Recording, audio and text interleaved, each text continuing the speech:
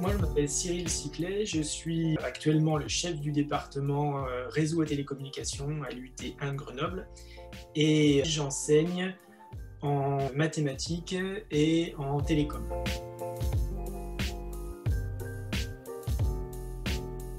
Alors en RT, il y a 5 parcours au niveau national. Sur Grenoble, on devrait en ouvrir 2 qui sont développement système et cloud et cybersécurité.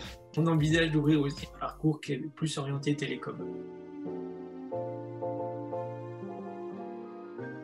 L'objectif principal, c'est vraiment de former des techniciens qui seront capables de rentrer sur le marché du travail, qui seront opérationnels dans tous les secteurs des réseaux et des télécoms. C'est vaste, hein, ça peut être des gens qui vont travailler dans des entreprises au sein du service informatique pour déployer le réseau d'une entreprise. Ça peut être aussi dans le domaine des télécoms, dans des entreprises comme Orange. Nous, ce qu'on souhaite, c'est qu'ils aient ces compétences opérationnelles, mais aussi des connaissances théoriques qui font que les étudiants qui sortent de chez nous comprennent très exactement ce qui se passe entre le moment où il y a un bit de données qui est produit et le moment où il est reçu sur une autre machine.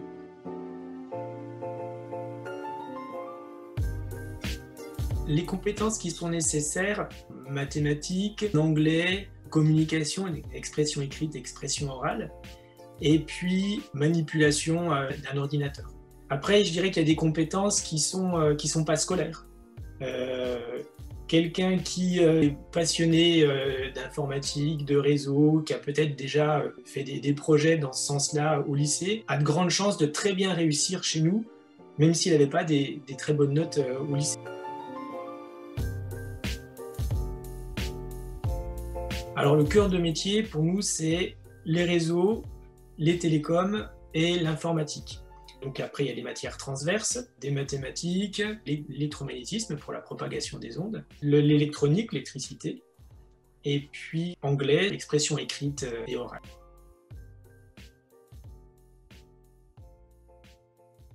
Des cours magistraux, il y en a très peu, de moins en moins. On travaille surtout sous la forme de cours intégrés aux travaux dirigés, donc avec des groupes d'étudiants qui font entre 20 et 30 étudiants. Puis après, on a une très grosse partie aussi de TP, dans des salles spécifiques, avec du matériel spécifique, matériel informatique, matériel télécom. C'est un groupe de 20 à 30 étudiants. Et il y a 2 enseignants qui sont là pour épauler les élèves et les amener à réussir ce qu'on leur demande donc en TP. Donc la première année, c'est forcément en formation initiale, c'est-à-dire en cours à l'UT, sans partie en entreprise. Et puis à partir de la 2e année, on offre la possibilité à nos étudiants de suivre la formation en alternance. C'est grosso modo, c'est 1 semaine de cours, 1 semaine en entreprise.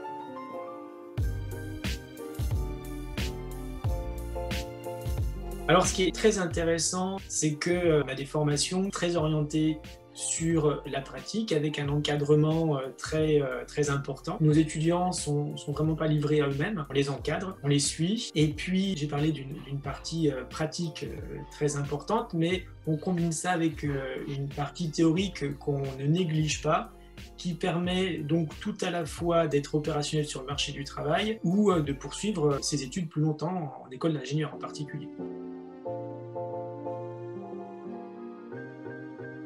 Alors, les débouchés, juste après le diplôme, c'est tous les métiers de l'informatique du réseau, des télécoms. Donc, ça peut aller chez les clients ou déployer la ligne ou monter sur des pylônes aussi. Et puis, les débouchés, là, il y en a énormément. On peut citer sur Grenoble, Polytech Grenoble, CIMAG. À Lyon, une école qui s'appelle l'IT2I. Enfin bon, j'en donne que quelques-unes, mais en fait, il y en a plein.